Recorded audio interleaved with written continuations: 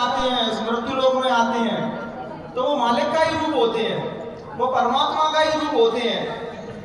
लेकिन वो खुद अपने मुंह से नहीं कहेंगे कि मैं परमात्मा हूं। जब कोई भी जीव उनके संपर्क में आता है, उनके समीप आता है, तो वो जीव महसूस कर लेता है कि ये प्राणी कुछ विचित्र है, ये प्राणी कहीं ना कहीं इस दुनिया का नहीं लग रहा मुझे, ये उस दुनिया का लग रहा है जिसने सारी दुनिया बनाई है, जिसने पूरी कायनात बनाई है, जो निराकार छुपा हुआ है, ये कहीं ना कहीं उस आकार रूप में मुझे वही व्यक्ति लग रहा है, जिसको अपन प्रेम से कहते हैं संत सदगुरु। सदगुरु के बिना जीव की मुक्ति होने वाली नहीं है। जब सदगुरु उस आत्मा परमात्मा का भेद देते हैं, तब तो हमारे अंदर प्रेरणा भगवान से मिलने की होती है। नहीं, माया में आदमी ऐसा लेता है कि भगवान की याद भूल चुका है। संत कबीर साहब कहते थे कि माया दो प्रकार की होती है। एक माया होती है तो संसार को डुबा देती है, दूसरी माया परमात्मा से, राम से, भगवान से मिला देती है। और भगवान से मिलाने का काम संत सदगुरु करते हैं, उनका और कोई काम नहीं है। वो तो जो कहते थे कि तुम यहाँ आओगे तो बच्चे पैदा हो जाएंगे, मकान गाड़ी घोड़ा बन जाएंगे, लेकिन वास्तविकता उनका ये काम नहीं है। उनका काम है जीवात्मा को परमात्मा से मिलाने का। क्योंकि जो मालिक से वहां से आते हैं तो मालिक कहते हैं कि भाई तुम जाओ और जो भूले भटके जीवों को हमसे मिलने का रास्ता बताओ। वो पूरी पावर लेके आते हैं। वो भगवान के जो वचन है, पुराने जो स्टेटमेंट है, उनको भी मिथ्या साबित कर सकते हैं। यहाँ तक लिखा है, मैं क्या नाम है उनकी, दरिया साहब की किताब पढ़ रहा था, तो दरिया साहब ने स्पष्ट कही कि लोग मेरी बात को नहीं मानते हैं, मुझे मारते हैं, लेकिन सत्य यही है, जब कोई देहधारी कोई महात्मा रहते हैं, उन्हें पूरी पावर रहती है, पूरी सत्ता रहती है, उनको किसी भी विधि विधान को बना सकते हैं, बिगाड़ सकते हैं, क्योंकि देहधारी है वो। गुरु महाराज कहते थे पिछले जो महात्मा हो गए हैं, मुझे नहीं कह रहा उनकी इज्जत मत करो, उनकी रिस्पेक्ट मत करो, उनको रिस्पेक्ट करो उनकी, लेकिन उनके बताए आदर्शों का तो चलो। एक ही बात अलग अलग महात्मा अलग अलग ढंग से कह रहे हैं, लेकिन जो देह में है वो तुम्हारा रूपांतरित कर सकता है, जो देह में नहीं वो तुम्हारा रूपांतरित नहीं कर सकता। दरिया साहब कहते लोग मुझे मारते हैं, लेकिन क्या करूं उसको, वो कहता है तुम संदेश दो, और तो अच्छे लोग कहते हैं बोलो मत, अब क्या करूं मैं। महापुरुष मजबूरी में बोलते हैं, और अज्ञानी आदमी अज्ञानता में बोलता है, और ज्ञानी आदमी मजबूरी में बोल रहा है कि ऊपर से उनसे परमात्मा कह रहे भाई जो तुम्हें दौलत दी है उसको बांटो। गुरु महाराज 2-3 साल तक के लिए मौन थे, दादा गुरु से बार बार कहते बच्चे जो दिया उसको बांटो, उसको बांटो, उनकी मजबूरी है, और हम मान सम्मान के लिए बोल रहे हैं, इसलिए हमारा बोलना कुछ सार्थक नहीं है। बोलना उसका ही सार्थक है बहनों भाइयों जो अपनी आत्मा को जगा के और परमात्मा से मिल चुका है। जो हम लोग अभी सत्संग करते हैं, जब गुरु वाणी को प्रस्तुत कह रहे हैं, सत्संग नहीं है, सत्संग करने का व्यक्ति का कोई अधिकारी है जिसने सत्य को जान लिया, सत्य को साक्षात्कार कर लिया, सत्य का ही रूप हो गया, वो ही सत्संग कर सकता है। नहीं तो खुद अपने आप से नजर मिलाओ, क्या हम सत्य की हमारे और चोर भी हमने जाना सत्य का, सत्य को हमने महसूस कर पाया है, वो कहते हैं मैं सत्संग कर रहा हूँ। महापुरुष जो होते हैं वो कभी नहीं कहते कि मैं महापुरुष हूँ। गुरु महाराज ने कभी नहीं कहा मैं सदगुरु हूँ, यहीं से पहचाना सदगुरु की। जो अपने मुझे कह रहा है कि मैं सदगुरु हूँ, समझना वो सदगुरु है ही नहीं है। अगर तुम उसको मानोगे भी तो नहीं कि मैं सदगुरु नहीं हूँ, तुम्हारे जैसे इंसान हूँ, क्योंकि तुम्हारे जैसे इंसान बने रहेंगे तब वो काम कर पाएंगे तुम्हारे जैसे। क्योंकि गुरु महाराज कहते मैं तो तुम्हारा सेवादार हूँ, मैं तो तुम्हारा नौकर हूँ। भगवान बहनों भाइयों हमारे कब तरफ पैदा होती है, जब हम किसी सदगुरु में दीदार कर लेते हैं तब भगवान की तरफ पैदा होती है। कल मैं एक किताब पढ़ रहा था संत रज्जब की, तो भाई साहब को फोन आया 9:30 बजे कि थोड़ा बाबा जी ने थोड़ा होमवर्क करके आना, नेक्स्ट हम तुम्हें मौका देंगे। अच्छा, तो थोड़ा मैंने अभी कल बताएंगे तो थोड़ा मैं बोलने के लिए कुछ तो हो।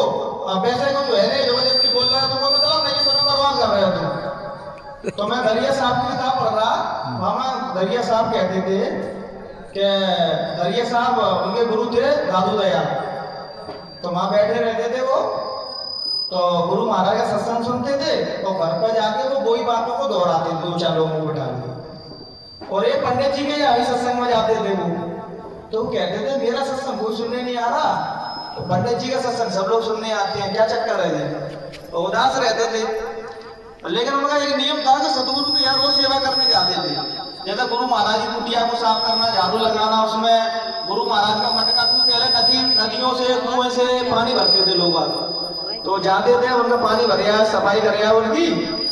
तो एक बार देखते हैं कि दादू दयाल ने देखा कि मेरा मुरीद उदास है, मेरा शिष्य उदास है। गुरु वही है जो तुम्हारे हृदय की बात जान ले। अब यहाँ देखना कि गुरु रंग को भी राजा कर देते हैं, एक अज्ञानी को भी ज्ञानी बना देते हैं। तो उन्होंने देखा जो उदास है, तो उन्होंने बच्चे क्या हुआ, उदास दिख रहे हो आज? तो उन्हें गुरुदेव क्या करूं, मैं सत्संग करता हूं तो मैं कुछ सुनने ही नहीं आता, मैं समझा ही नहीं पाता कुछ, और पंडित जी का सत्संग सुनने जाता हूं वो बहुत अच्छे से समझाते हैं। तो उनके गुरु ने पूछा बच्चे क्या चाहते हो? कि महाराज मैं कुछ ऐसा बताऊं, ऐसे उदाहरणों के द्वारा बताऊं कि लोग समझे कि सही बात कह रहा है। तो दादू दयाला उनको आशीर्वाद दे दिए कि जाओ, आज से मैं तुम्हें आशीर्वाद दे रहा हूं कि तुम किसी को भी समझाओगे तो तुम्हारे सामने बड़े से बड़ा बुद्धिमान जन्म हो जाएगा। उनको वो गुरु का आशीर्वाद मिला बहनों भाई। तो उन्होंने वो किताब के 2 पेज पढ़े, ऐसे अलग अलग उदाहरणों से परमात्मा को प्रस्तुत किया कि तुम कहो कितनी बड़ी बात मुझे सरल ढंग से कह दी। उन्होंने एक उदाहरण दिया कि जैसे सूरज ऊपर आ जाता है अपने, तो अपनी वर्षा कहाँ हो जाती है, नीचे हो जाती है। ठीक ऐसे ही जब परमात्मा किसी को मिल जाता है, वो मालिक मिल जाता है, तो माया उसके चरणों की दासी बन जाती है। गुरु महाराज ने परमात्मा को प्राप्त कर लिया, तो देख रहे हो तुम धन की पुटैया भर के कमरे में जा रही है, क्योंकि माया की कोई कमी ही नहीं है अब, क्योंकि परमात्मा सबसे ऊपर है। हम पहले परमात्मा को अपने हृदय में नहीं बिठाते हैं और वैसे निकल पड़ते हैं किसी चीज के लिए। पहले अपने ऊपर काम करना बहनों भाइयों, तब तुम दूसरों दुनिया को तब बदल पाओगे।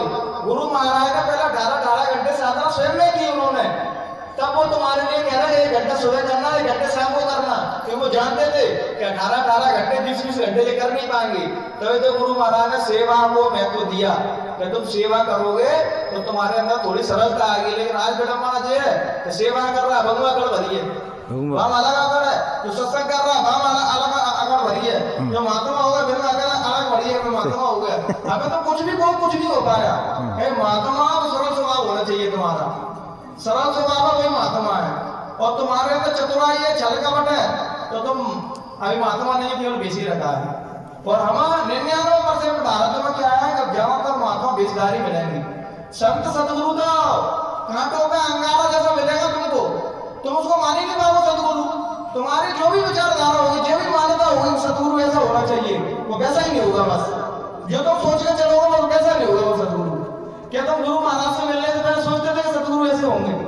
तुम्हारी अलग धारणा होगी कि पीले वस्त्र पहने होंगे और रामायण की चौपाई अच्छी बोलने होंगे, वेद पुराण का अच्छा ज्ञान होगा, वो सदगुरु होगा। और मिल गए बिल्कुल विचित्र पुराणी, तो सब चीज का ही खंडन कर रहे थे, कुछ नहीं है। सबसे बड़ा वेद तो तुम्हारे भीतर है, सबसे बड़ी रामायण तो भीतर है। भीतर की रामायण को जानो, भीतर के राम को जानो, परमात्मा कहीं बाहर नहीं है। सदगुरु तुम्हारा परिचय तुमसे कराते हैं कि बच्चे कहाँ ढूंढ रहे हो, ये इंद्रियों की खुराक है, मन की दौड़ है, बाहर कहीं मिलेगा। और मन की सबसे बड़ी विडंबना क्या पता है, 3 सेकंड में पहुंचाने के बाद जीव से दूर हो जाता है, क्या मेरा तेरा कोई नाता नहीं है। और तो ना वो मन की दौड़ में लगा रहता है कि भाई जा लड़ सत्संग के पीछे, माँ जा माँ कथाओं के पीछे लड़, तो जी तो कर रहा है मन। लेकिन जो मन को जीत लेता है कि मन के हारे हारा, मन के जीते जीत, मन को जीत लोगे सब कुछ जीत लोगे तुम। गुरु महाराज ने सरल से सरल रास्ता दिया, इंद्रियों को रोक के घाट पर बैठ के कोई भजन नहीं कर रहे। आजकल मैं तो जो भूले गया हूँ कि गुरु महाराज ने क्या ज्ञान दिया था, और लोग सब बाहर भटक रहे, कर्म कांड में ऐसे उलझ गए हैं। नियम तो उन्होंने ऐसे पकड़ लिए कि जी सकते बस। अब गुरु महाराज जो आज हटाओ तुम्हारा, तो मैं नहीं देखूंगा, मैं तुम्हारे नियम को पकड़ रहा हूँ।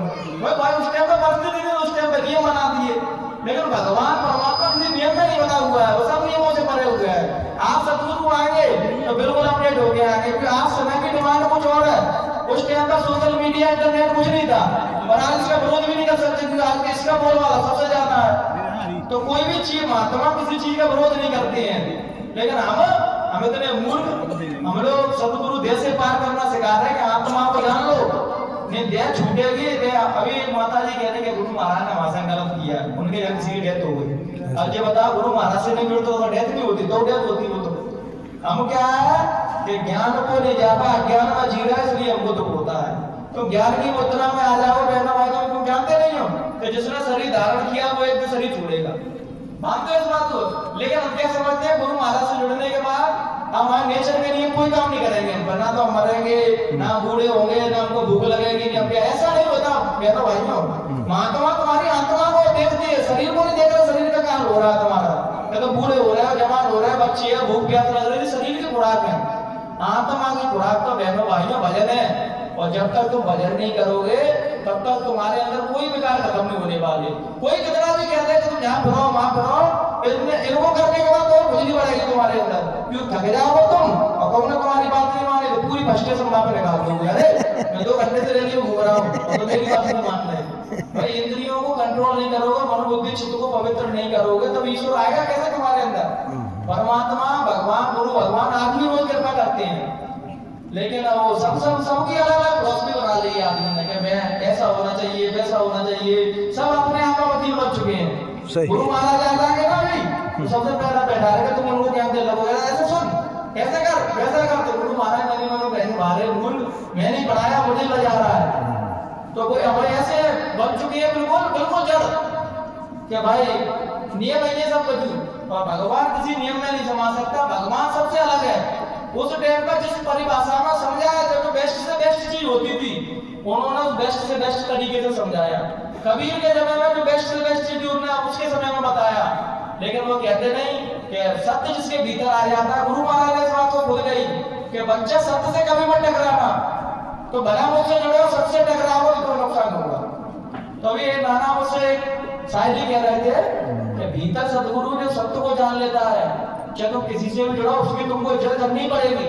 नहीं बाबा जयवंत सिंह को राधा स्वामी वाला कोई नहीं मानता था। अरे जो उनके गुरु ने बोल क्या दिया कि तुम जाओ प्रचार करो, अभी फूल हो चुके हैं, अब इनमें मतलब कोई भेद नहीं है। जब कोई गुण हो जाता है बहनों भाइयों, सदगुरु अपने पास में रखते उसको, क्या उसको क्या पढ़ाना क्या सिखाना। अब जाओ जब भूले भटके जीव है वहां लोगों को जगाओ, तो डेरा व्यास में उनको भेज दिया कि जाओ तुम वहां प्रचार करना, उधर अध्यात्म की कमी आ रही है। नानक के टाइम पे लोग जल रहे थे, अब तो सब कर्म कांडों में उलझ गए, तो जाओ उधर प्रचार करना। तो उनसे गालियां देते, सत्संग की पता नहीं क्या क्या कहते रहते। तो एक बार कही कि जाओ वो गद्दी पे बैठे, जाओ भक्त के सदगुरु को नमन करो, उनको प्रणाम करो। तो पुराने खलीफा को नहीं मान रहे, अरे तुम तो सदगुरु हमारे हम नहीं मान रहे। तो उनने गुस्सा में ये कहे कि तुमने नरक में जाने की डाल दिया है, तो नरक में जाओ अपने नहीं मेरा बात मानो तो तुम वहां जाओ उनको नमन करो।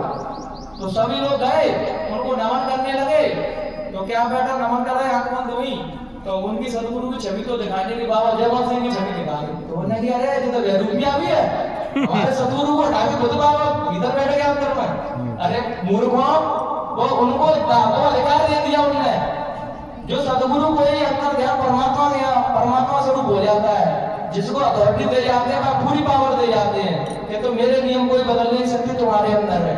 जब वो परिस्थिति और अनुकूल परिस्थिति देखे हैं कि जहाँ ये लोग विवाद हो रहा नियमों के पीछे, उन लोगों को तुम बदल सकते हैं। गुरु महाराज ने नहीं कही ऐसा कि जब बसा के जानो ना गाड़ी आगे बढ़ेगी ना पीछे हटेगी, लेकिन जब कोई वैसे उच्च कोटि के महात्मा मिलेंगे, गुरु महाराज की पूरी दया होगी और गुरु महाराज के बताए आदेश पर काम कर रहे होंगे, तो सब बुद्धि सुल जाते हैं तुम्हारी। तो धर्म में जितने ठेकेदार बनना है उनके पास कुछ नहीं है, सब काली दुकान है सबरी नहीं। अब महात्मा भक्त का होता तो अंगारों से भरा होता, वो पुरानी परंपराओं से वो करा छोड़ो तो कुछ होने वाला नहीं है। जब वो शरीर में रहते हैं तब का क्रिया को करोगे तुम तो तुमको 100% उसका लाभ मिलेगा। गुरु महाराज तुम्हें धक्का दे देंगे, चिल्ला चिल्ला के कहते थे कि बच्चा मेरे सामने भजन कर लो, भजन कर लो, यहाँ तो भजन नहीं कर पाओगे। भाई परिस्थिति आ गई नहीं आज, वो तो कौन कितना भजन कर पा रहा है, नहीं हो रहा ना किसी का भजन। वो पहले जगा रहे थे तुमको लठियां दे देंगे तब नहीं जगा रहे थे, और अब विरोध के लिए विरोध के लिए झंडा ऊंचा कर दिया विरोध करेंगे। तब वो शायर कहता है कि सच छुप नहीं सकता है बनावटी उसूलों से, और खुशबू आ नहीं सकती कभी नकली फूलों से। कागज फूलों से कभी खुशबू नहीं आएगी बहनों भाइयों। जो महात्मा होंगे सिर्फ सतगुरु के प्यारे होंगे, उनके दुलारे होंगे, उनमें सतगुरु झलकता है। तुम गड्ढे तो बनो, एक संत कहते थे तुम गड्ढे तो बनो, सतगुरु झील बन के तुम्हारे अंदर आ जाएगा। जब तुम प्रेम करने लगोगे, भजन करोगे पूर्ण तरीके से समर्पण भाव से, तो सतगुरु तुम्हें मिलेंगे नहीं, तुम सतगुरु के रूप हो जाओगे। भगवान दादा गुरु महाराज को भगवान मिले तो वो खुद परमात्मा के रूप हो गए, क्योंकि निराकार का साकार रूप में समा गया। उस परम सत्ता से जो जुड़ गया वो वही का रूप हो चुका है। अपन पता क्या समझते हैं कि भगवान मतलब क्या है, भगवान जी बैठा हुआ मैं जी बैठा हूँ, नहीं, ऐसा अनुभूति कभी नहीं घटेगी तुमको। तुम्हें एक अनुभूति ऐसी घटेगी कि अब मैं ईश्वर बन चुका हूँ। लेकिन ये भेद किसके सामने बोला जाता है, जिसको वो रूहानियत की सब कुछ देने वाले हैं, तो उसको विश्वास दृढ़ ऐसा कर देती है क्या उसको संसार में कुछ दिखाई नहीं देता, केवल सदगुरु दिखाई देता, वो दिखाई देते हैं। क्या नाम बुल्ले साहब जी को मेरा भाइयों 1 लाख लोग पहले सुनने आते थे सत्संग उनका, और वो अपने मित्रों से क्या कहते थे, अरे यार मैं इतना सत्संग कर रहा हूँ, इतना लोग 1 लाख लोग मुझसे सुनने आते हैं, लेकिन भीतर मेरे हृदय में कहीं ना कहीं एक ऐसी जगह खाली है, वो भी भरी नहीं है। और वो जगह खाली से ऐसा लगता है कि सब कुछ खाली है। अभी ऐसा लग रहा है कि मैं अपने संग नाइंसाफी कर रहा हूँ, जिन लोगों को मूर्ख बना रहा हूँ, जब मैं ज्ञानी हूँ, वास्तविकता मुझे कुछ पता ही नहीं है। तब बोलोगे उस टाइम पर पता है दोस्त भी बहुत ईमानदार रहते थे, आज के दोस्त नहीं है। वहाँ जेब में नोट है तो दोस्ती आ रही है, जेब में नोट नहीं है सब दोस्ती आ रही खत्म। उस टाइम पर उनके दोस्तों ने उनको सलाह दी कि तुम्हें किसी का किसी सदगुरु को धारण करना है, तभी वो खाली जगह हृदय में तभी भरेंगे। बगैर सदगुरु के बहनों भाई कितना भी भजन कर लेना, कितनी भी साधना कर लेना, जहाँ तुम्हारे 2 घंटा में काम हो जाएगा, वहां तो बगैर सदगुरु को करोगे 24 घंटा बैठे रहना, उसको कोई लाभ नहीं मिलेगा तुमको। तो उन्होंने क्या है, जो प्यासा होता है ना बहनों भाइयों, जो मिलना चाहता है वो किसी भी कसौटी में गुजर सकता है। गुरु महाराज मिलना चाहते थे तो आप लोगों ने सब पढ़ी होगी जीवन चरित्र के, उन्होंने क्या क्या यात्रा से। एक बार दतिया में एक पेड़ के नीचे गुरु महाराज लेटे बीमार थे, बुखार आ रहा था, एक महिलाओं की सेवा करने आने लगी। उस टाइम में गुरु महाराज नई अवस्था में थे, काले बाल काले दाढ़ी, बिल्कुल तमाम बीमार हो गए, बुखार आ रहा पड़ेगा। तो महिला 2-3 दिन से उनकी सेवा करने आती, बेचारी गरीब थी वो भी, तो उन्हें हाथ जोड़ के खड़ी हो गई, महाराज मुझे पैसा नहीं है तुम्हारी बुखार ठीक करने के लिए। तो उन्होंने आशीर्वाद दिया कि मैं तुम्हें आशीर्वाद देती हूँ, भले में पैसा नहीं है लेकिन मैं तुम्हें आत्मा से आशीर्वाद देती हूँ, एक दिन तुम इतने बड़े आदमी बनोगे, करोड़ों लाखों जनता तुम्हारे पीछे लगी होगी। तो आंसू भर गए गुरु महाराज ने, माता जी मैं आपके चरण स्पर्श कर रहा हूँ कि आप जो दिल से आशीर्वाद दे रहे हो जो जरूर सिद्ध होगा एक दिन। तो बहनों भाई हर सदगुरु बगैर कष्ट के यहाँ कुछ नहीं मिलने वाला। अभी हम गाली देते हैं, जब कोई अच्छा काम करने लगेंगे, लोगों को अच्छा रास्ता दिखाने लगेंगे, तो सब कहने लगे अरे हम तो पहले ही देख रहे थे बाकी अंदर थोड़ा परमात्मा में दिखने लगा था। और जब तक वो स्ट्रगल समय में थे, खराब समय में थे, तब उनको कोई नहीं मानता। एक सेठ जी के जब मतलब तो खाना मांगा तो कुत्ता भगा दिया उन्होंने। गुरु महाराज स्वाभिमानी थे बहनों भाइयों, और स्वाभिमानी को आदमी अहंकारी समझने लगते हैं, वो अहंकारी नहीं थे, स्वाभिमानी थे। कुत्ता भगा दिया तो गुरु महाराज भागे तो फिर पैर में कुछ छुप गया, वो निकलने लगा। जब सब कुछ बन गया, गाड़ी घोड़ा आ गया, जनता आ गई, तो उसके यहाँ फिर गए तो भैया थारी मारी लेके आ गए, सब कुछ लगा के। तो गुरु महाराज बैठे, गुरु महाराज ने गाड़ी को गिरा दी। तुमने गाड़ी कैसे खाएगी, अब तो तुम्हें गिराने के लिए आए। सेठ जी याद करो 20-30 साल पहले भी मैं यहाँ आया था, लेकिन तुमने मुझे भगा दिया, क्योंकि यहाँ की विडम्बना पता क्या बहनों भाइयों, अगर आज के टाइम पर किसी संत के पास पैसा नहीं है, गाड़ी घोड़ा नहीं है, तो बात तो सुनते ही नहीं मानोगे तुम, भले वो संत हो पूरा, लेकिन फिर भी नहीं मानेंगे उसको। हम तब मानेंगे जब आपको बाहर की चमक धमक हो। गुरु संतों को क्या जरूरत है, पैसा रुपये की कोई जरूरत नहीं है, लेकिन तुम उनको कब मानोगे जब उनके पास पैसा होगा, इसलिए उनकी मजबूरी है पैसा को रखना। बड़ी गाड़ी गुरु महाराज चलते थे, वो इसलिए थी कि मोस्टली आदमी गाड़ियों से प्रभावित होता है, जितना कर रहे महात्मा होंगे तो उतनी बड़ी गाड़ी में चल रहा है। हम महात्मा बड़ा उसको ही कहते हैं जिसके पास बड़ी बड़ी गाड़ी है, लेकिन भीतर का क्या हालत है किसी को नहीं पता है। गुरु महाराज के पास 2 मसाले थे, भीतर का भी था, तो कौन किससे प्रभावित होगा, बाहर का भी था। बाहर वाले बाहर से प्रभावित हो जाते थे, भीतर वाले भीतर से प्रभावित हो जाते। तुम एक बार सदगुरु से प्रेम तो करो, तो उसके लिए कुछ त्याग करके तो देखो, तो विश्वास नहीं मानोगे।